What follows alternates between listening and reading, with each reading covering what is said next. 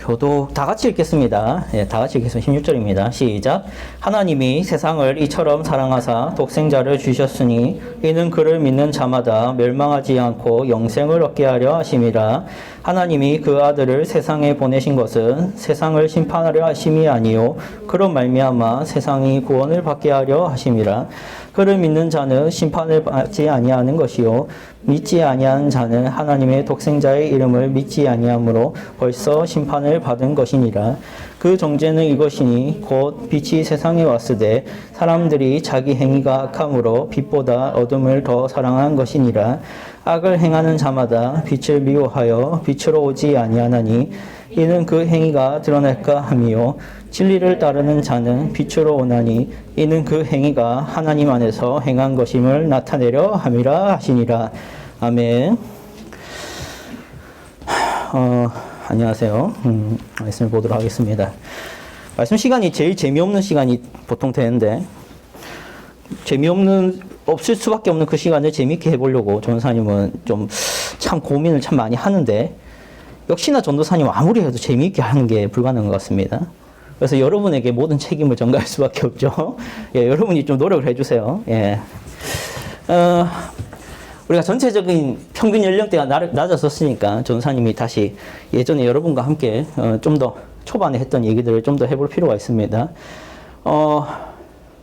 오늘 얘기해 볼 문제는 이런 거죠. 이 얘기를 해도 되나 모르겠는데 고민을 많이 했는데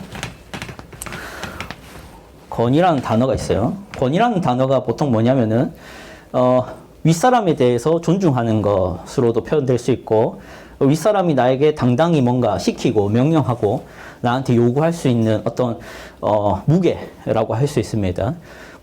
우리가 가장 자주 경험하는 권위의 문제는 부모와의 관계에서 이제 나타나죠.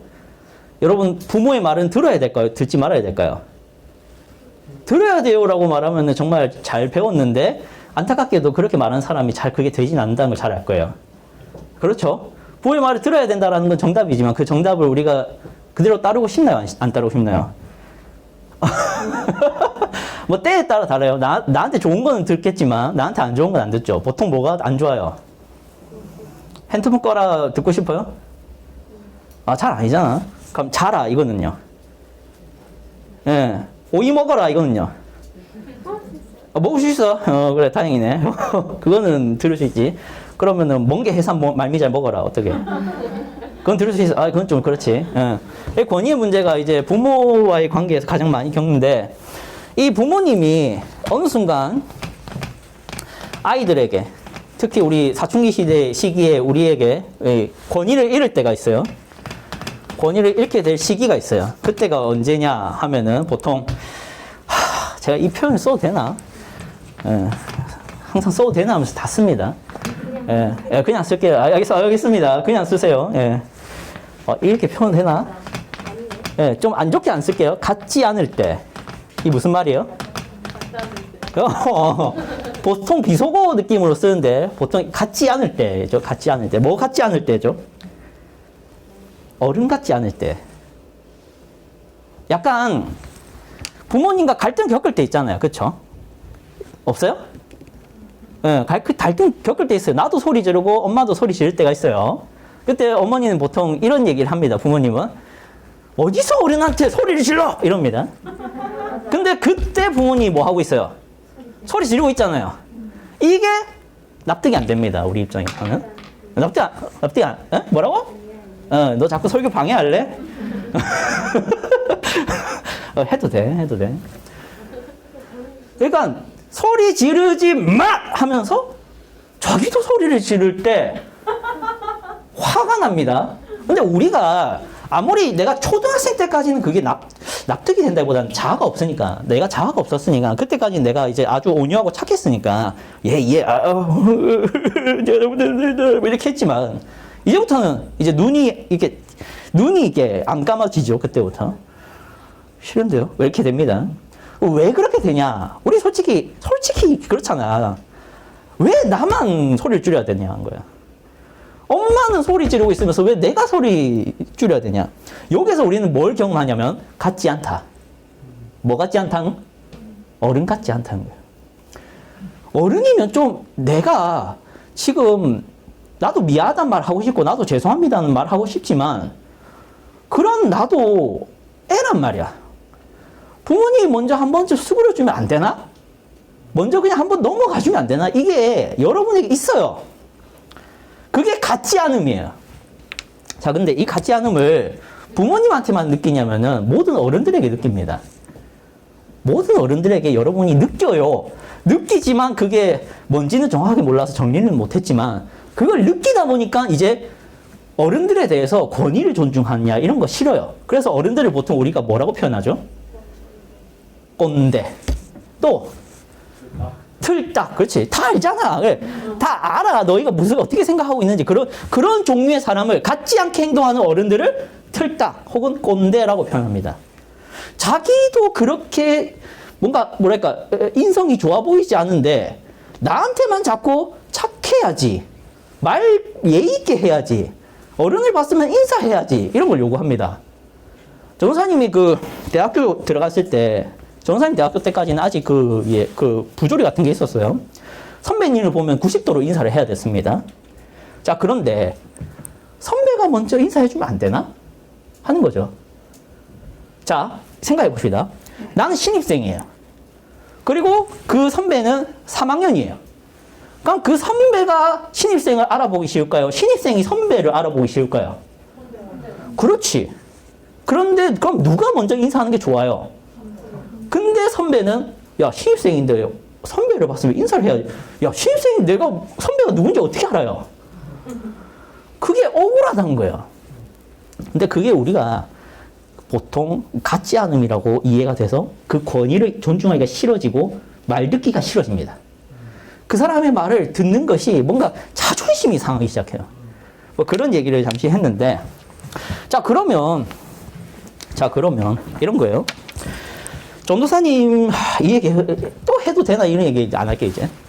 전도사님이 이제 대학 시절에 20살에 저희 아내는 모를 텐데 저도 이제 파란만장한 시기가 있었어요. 전도사님 그 댄스 학원 선생님이었던 거 알죠? 전도사님 댄스 학원 선생님이었고 예, 주로 이제 팝핀이나 스트릿 댄스를 좀 했는데 예.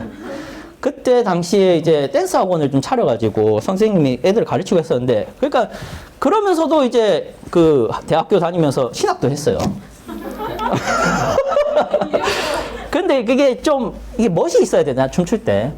전도사님 어떻게 다녔냐면 이게 거울 보면서 이제 바리깡 같은 거 있죠. 그걸로 옆에를 이게 세 줄을 냈어요. 세 줄 이렇게 내고 세 줄 이렇게 내고 또 오른쪽 귀에다가 이제 피어싱을 하고 그다음에 이제 머리를 짧게 자르고 선글라스를 주로 끼고 다녔나? 그랬던 걸로 알아요. 그때 전도사님이 그렇게 다니면서도 신학은 했어요. 자, 그런데 이런 겁니다. 어떻게 그렇게 전혀 그 뭐랄까 문화는 전혀 뭐라 해야 될까 좀 반항적이잖아요, 솔직히. 머리 이게 줄 세 줄이 이게 하얗게 나 있는 거야. 검은데 하얗게 세 줄 나 있고 피어싱 딱 해가지고 그러고 있는데 수업은 신학 수업은 듣고 있는 거야. 왜 그런 부조리가 생겼냐 하는데 이런 문제가 이제 좀 연결이 됩니다. 전도사님은 약간 오픈할게요. 전도사님의 어머니는 알코올 중독자였고요. 전도사님의 아버지는 가정폭력범이었어요. 그러다 보니까 전도사님은 어릴 때부터 어머니가 맞는 모습을 자랐고 내가 맞는 모습이 아니죠. 내가 맞았고 그리고 어머니는 항상 술 취해가지고 아침이든 밤이든 저 어디 횡단보도에 누워있어요. 그걸 전도사님은 초등학교 때부터 엄마가 안 오면 내려가서 가보면 횡단보도에 누워있거든. 술 취해서 그 엄마를 어떻게든 끌집고 올라오는데 뭐 집에 올라오죠. 보통 집에 그때 당시에는 전도사님 산에 있었으니까. 그러면 애들은 학원 간다고 내려오고 있지. 그러면 어떨까?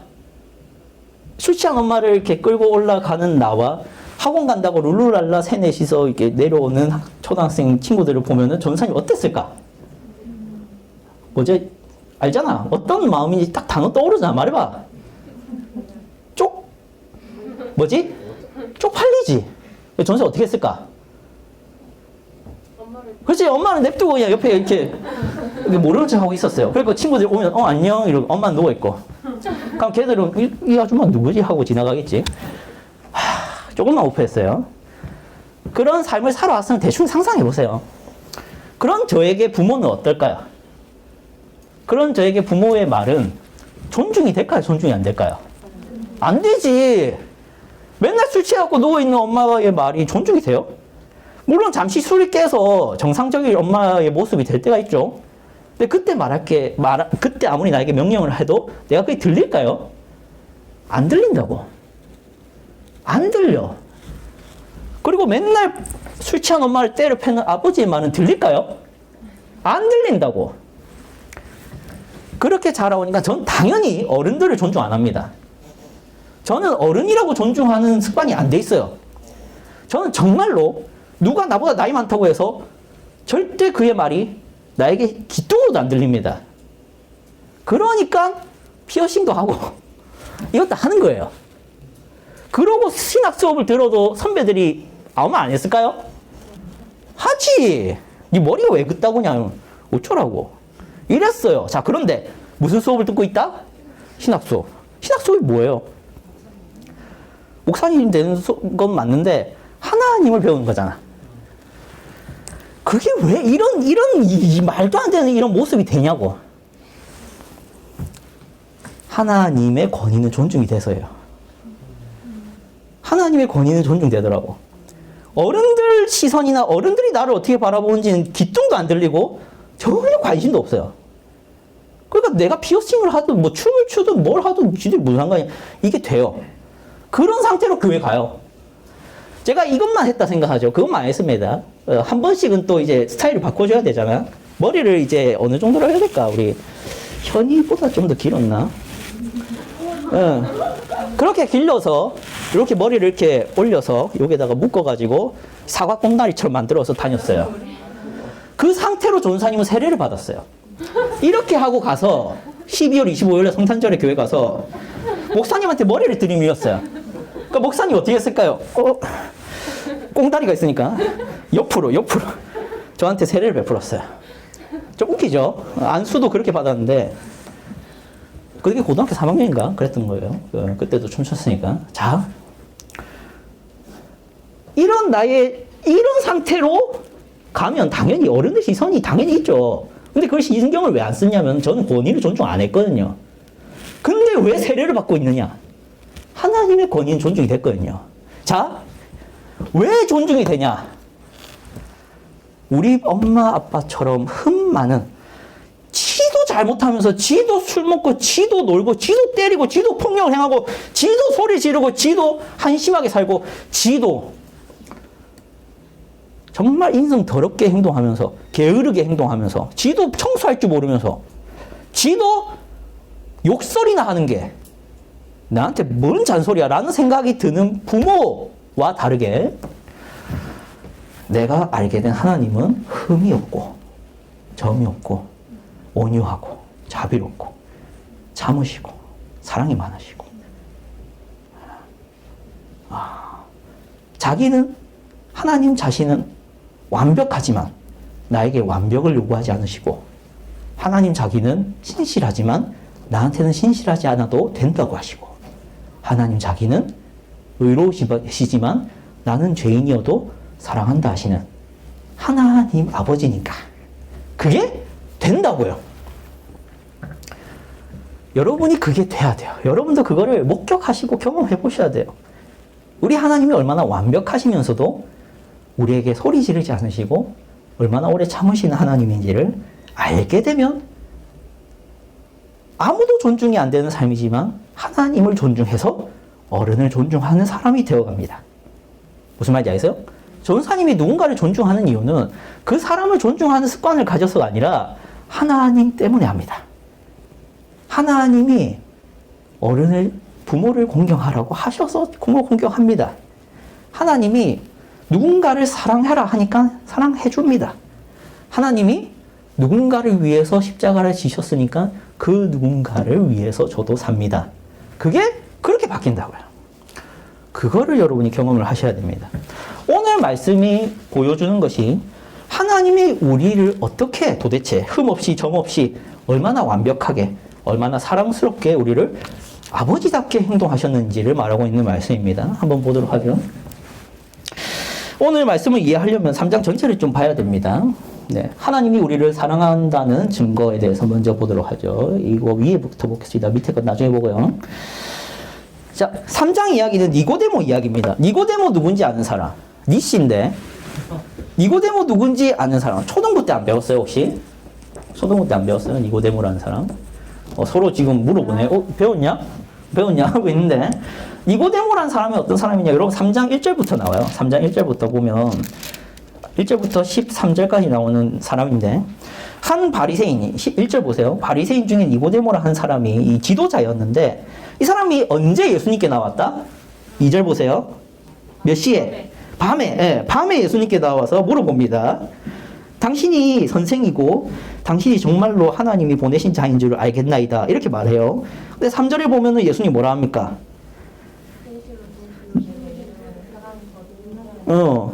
이 대뜸 이상한 소리를 합니다. 예, 이 무슨 말이냐면은 너 안 거듭나면 하나님 나라 볼 수 없어. 이런 말을 해버려요. 이렇게 말하니까 이 바리새인이 아주 당황스러워집니다. 자, 여러분 이 배경에서 이 얘기가 1절부터 13절이 말하고자 하는 게 뭐냐면은 니고데모라는 사람이 예수님께 나아가는데 예수님이 그 앞에 대답하기를 너는 거듭나지 않으면 하나님 나라를 볼 수 없다. 이런 얘기를 하고 있습니다. 그런 배경에서 오늘 말씀이 나오는 겁니다. 자, 보세요. 자, 3절. 사람이 거듭나지 않으면 하나님 나라를 볼 수 없다. 너는 이스라엘 선생으로서 이런 것을 알지 못하냐. 그러나 너희가 우리의 증언을 받지 않는도다. 하물며 하늘의 일을 말하면 어떻게 믿겠느냐. 이렇게 말한 다음에 나오는 말씀이 뭐냐면은 이 16절부터 17절 말씀인데 한번 읽어봅시다. 16절 17절 시작. 하나님이 세상을 이처럼 사랑하사 독생자를 주셨으니 이는 그를 믿는 자마다 멸망하지 않고 영생을 얻게 하려 하심이라. 하나님이 그 아들을 세상에 보내신 것은 세상을 심판하려 하심이 아니요 그로 말미암아 세상이 구원을 받게 하려 하심이라. 아멘. 자, 여러분 이 16절 17절 말씀이 이 하나님이 우리를 사랑하셔서 하신 하나님의 일을 말하고 있어요. 그래서 하나님이 세상을 사랑해서 뭐 했다고 합니까? 독생자를 주셨다고 합니다. 그래서 이 독생자를 주신 것이 하나님이 우리를 사랑하신 증거죠. 자, 그런데 이런 거죠. 하나님이 우리에게 독생자를 주셨습니다. 이 독생자가 누굽니까? 이렇게 말하면 정말 뭐라 해야 될까? 별로 사랑했다라는 느낌이 잘 안 들어요. 안 그래요? 하나님이 예수님을 우리에게 보내주셨어요 라는 얘기 초등부 때도 듣고 지금도 또 들으면 그렇구나. 정말 하나님이 날 사랑하셨구나. 이렇게 이해가 잘 안 됩니다. 여기서 이제 앞에 어떤 표현이 나오죠? 이게 뭡니까? 이처럼입니다. 하나님이 우리를 사랑해서 독생자를 주셨는데 이처럼이죠. 이처럼. 그 이처럼이 뭐냐는 거예요. 그 이처럼이 뭐냐는 거예요. 여러분 성경책 보세요. 그 바로 앞절에 14절 보입니까? 14절 다 같이 읽어봅시다. 시작. 모세가 광야에서 뱀을 든 것 같이 인자도 들려야 하리니. 이 얘기가 이처럼이에요. 이 14절이 이처럼 하나님이 세상을 사랑하사 독생자를 주셨다. 그래서 이처럼이 14절입니다. 이 14절의 얘기가 뭐냐면 이 그림이에요. 이 그림이 뭐냐면은 모세가 광야에서 이런 일을 했었어요. 이걸 보려면 여러분이 나중에 구약 성경을 다시 봐야 되는데 이처럼 하셨다는 거예요. 자, 이게 뭐냐? 이거죠. 이거죠. 뭡니까 이거? 십자가죠. 하나님이 독생자를 주셨는데 이처럼이라는 게 뭐냐면은 그냥 주셨다는 게 아니라 우리가 슈퍼마켓 가가지고 500원 내고 500원은 좀 작나? 1000원 내고 뭐 살 수 있을까요? 1000원 살 수 있는 게 별로 없나 요즘에? 과자 사겠지. 그냥 과자 이렇게 받아서 기분이 좋다 이 정도가 아니라 어떻게 주셨냐는 거예요. 그게 뭐냐면은 죽여버리는 것으로 주셨다는 거예요. 죽이는 것으로 주셨다는 거예요. 자, 왜 죽어야 될까요? 왜 죽어야 될까요? 이게 복음의 핵심입니다. 구원이지. 근데 왜 예수님이 죽는 게 우리의 구원으로 이어집니까?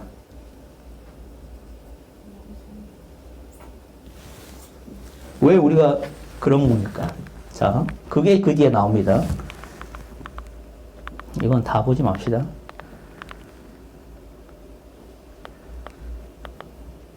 이 영상 좀 잠시 보도록 할게요.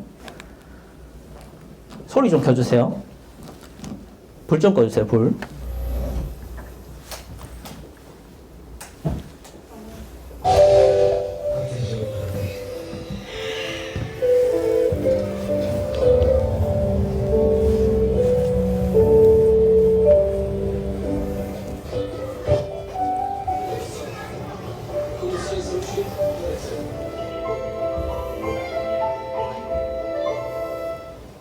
Hodinu pojede vlakem.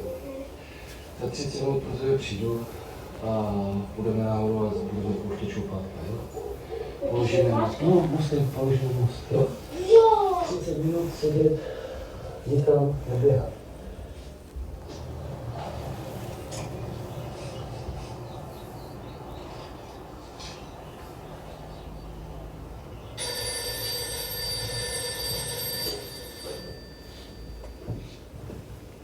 Jo, jasně.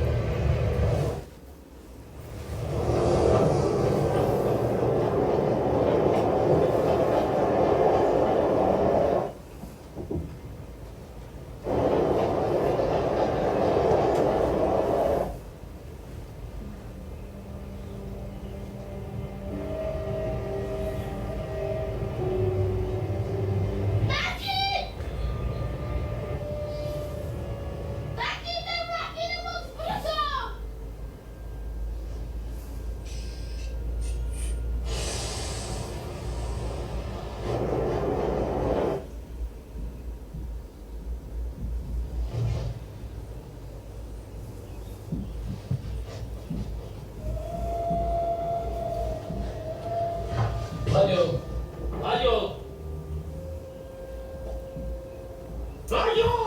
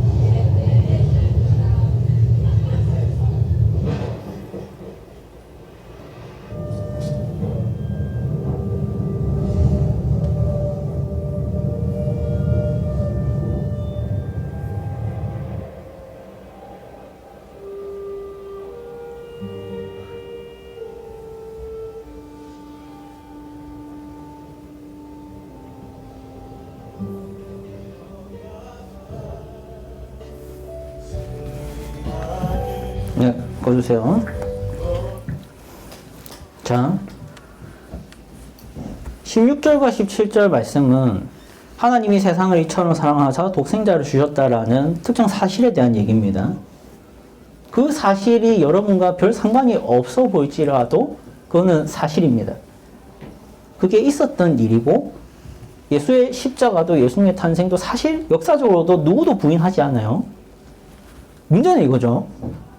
내가 그거를 그래서 뭐 어쩌라고로 있을지 아니면 그게 나 때문이라고 인정을 할 건지에 대해서 여러분이 선택을 하는 겁니다.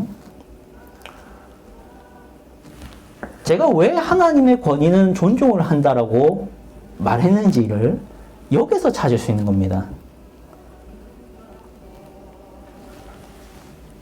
우리가 경험하는 대부분의 권위는 나보다 조금 낫거나 혹은 나보다 못하거나 해서 별반 존중하기가 싫은 권위들이 많을 거예요. 그런데 우리 하나님의 권위는 반드시 존중할 만합니다. 왜냐하면 여러분을 죽이지 않기 위해서, 여러분을 살리기 위해서 자기 아들을 죽인 분의 권위이기 때문입니다. 여러분이 여기에 인정을 하고 항복을 할 건지 안 할 건지에 대해서 선택을 하십시오. 여러분이 똑같이 저 기차 안에 있었던 사람들처럼 하고 싶은 거 하면서 별 생각 없이 살아갈 수 있습니다. 여러분은 그냥 공부를 할 수도 있고, 여러분은 친구들과 놀러 갈 수도 있고, 여러분은 술, 담배를 하러 갈 수도 있습니다. 그리고 여러분은 누군가를 때리고 있을 수 있고, 여러분은 누군가와 연애를 하면서 깊은 스킨십을 하는 삶을 살 수도 있어요. 그러나 기억하십시오.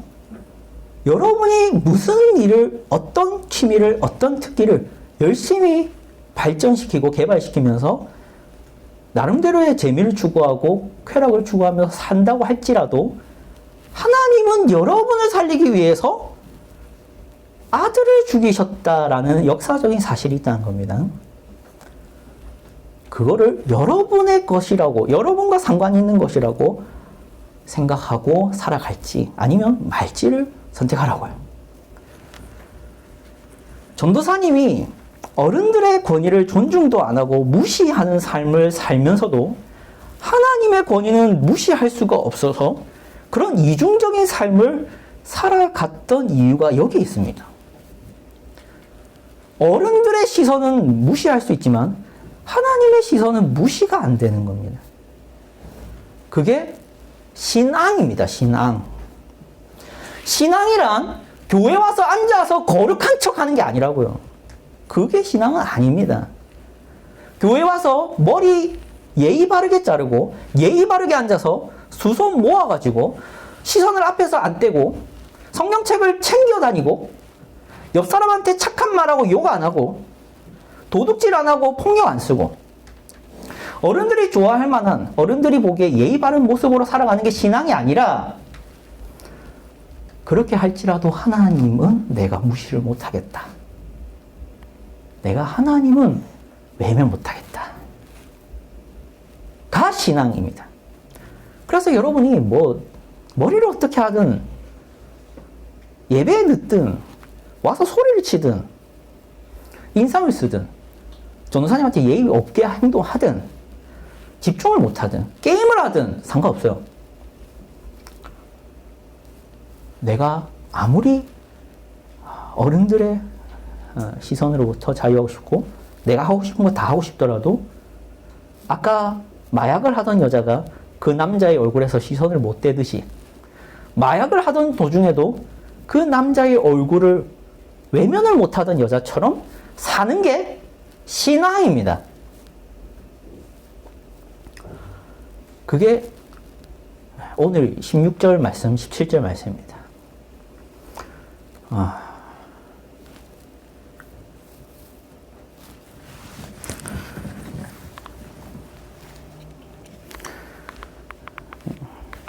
안 넘어갑니다.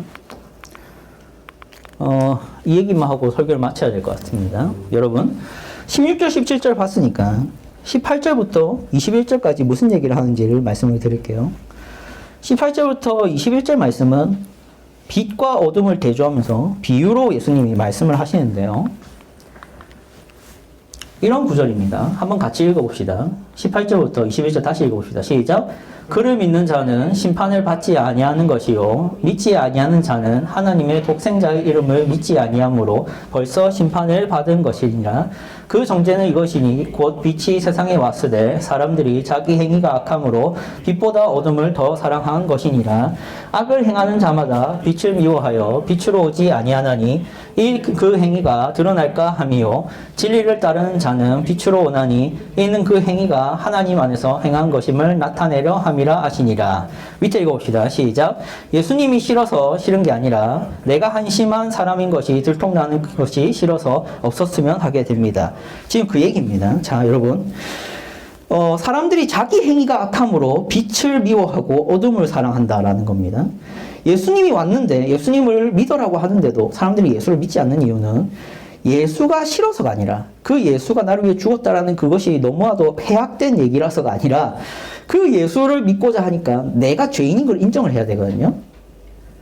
내가 사는 삶이 더러운 삶이라는 것을 인정을 해야 되거든요. 그것이 싫습니다.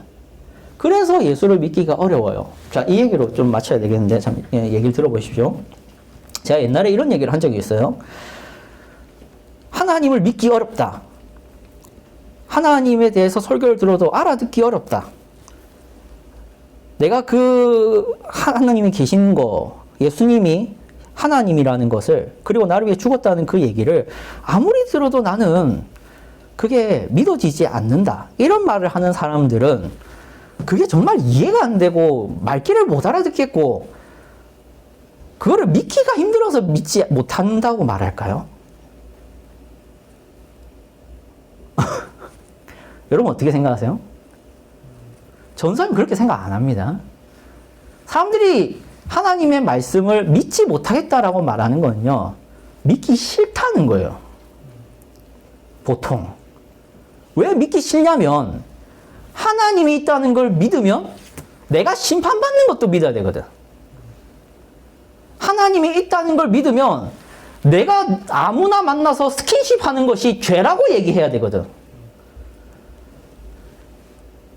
하나님이 계시다는 것을 믿으면 내가 내 마음대로 먹고 살고 하면서 불법도 저지르고 술도 마시고 담배도 피고 누구를 때리는 그 삶들이, 내가 지금 행하고 있는 그 삶들이 죄라고 말해야 되거든.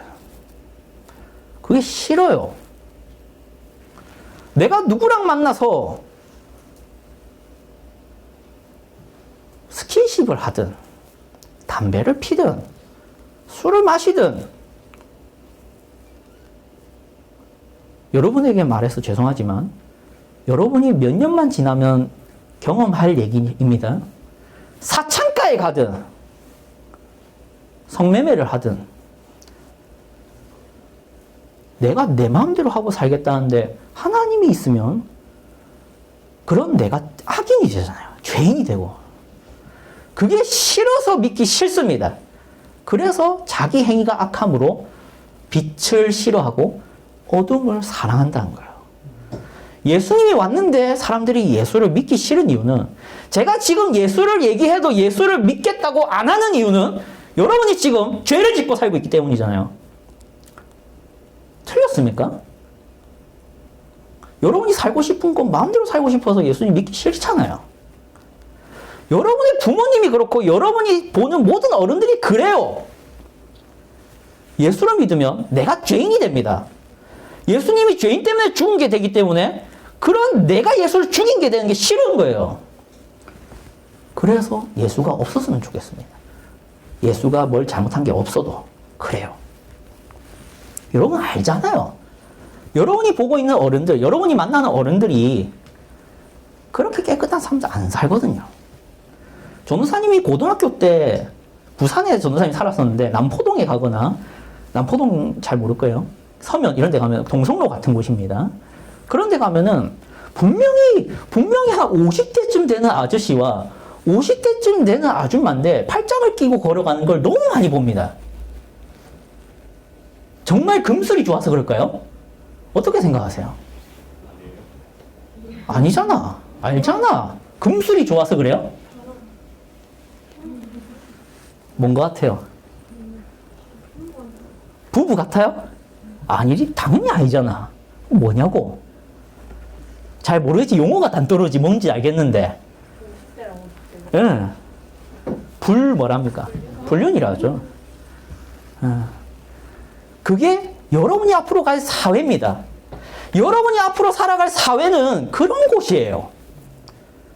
불륜이 판치고, 화나면 때리고, 여자친구가 내 마음에 안 들게 하면은 데이트 폭력도 할 수 있는,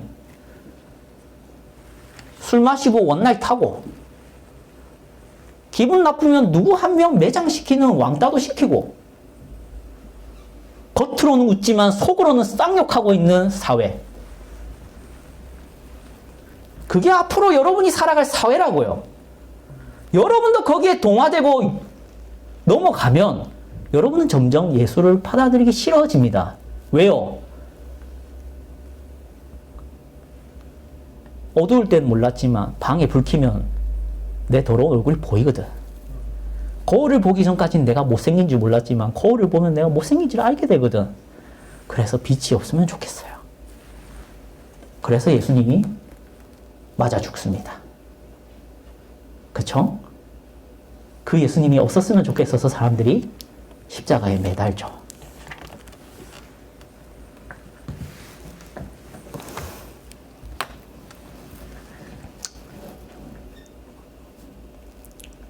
우리가 악한 삶을 산다는 증거는 예수를 안 믿는다는 것이고, 하나님이 세상을 사랑했다는 증거는 예수를 여러분 손에 죽이게 내버려뒀다는 겁니다. 기도하겠습니다. 하나님 아버지 감사합니다. 하나님께서 세상을 이처럼 사랑하사 그 증거로 예수를 십자가에 매달아 죽이셨습니다. 그런데 우리는 그 예수를 인정하기가 도무지 싫어서 그 예수님을 미워하고 어둠을 택하기로 했습니다. 나도 어른처럼 하고 싶은 게 너무 많습니다. TV에 나오는 연예인들처럼 경험하고 싶은 게 너무 많습니다. 유튜브에 나오는 스트리머들처럼 즐기고 싶은 게 너무 많습니다. 나도 펜션에 가고 싶고, 나도 이성과 즐거운 쾌락의 시간을 보내고 싶습니다. 나도 여행 가고 싶고, 나도 술, 담배 하면서 그 분위기를 느끼고 싶습니다. 그래서 예수는 없었으면 좋겠습니다. 그런데 주님, 이 시간 기도하오니 주님 우리를 용서하시고 성령 하나님 우리를 거듭나게 하사 우리가 이제 죄를 미워하고 악을 미워하고 빛을 사랑할 수 있는 저희 되게 하여 주시옵소서. 예수 그리스도의 이름으로 기도드립니다.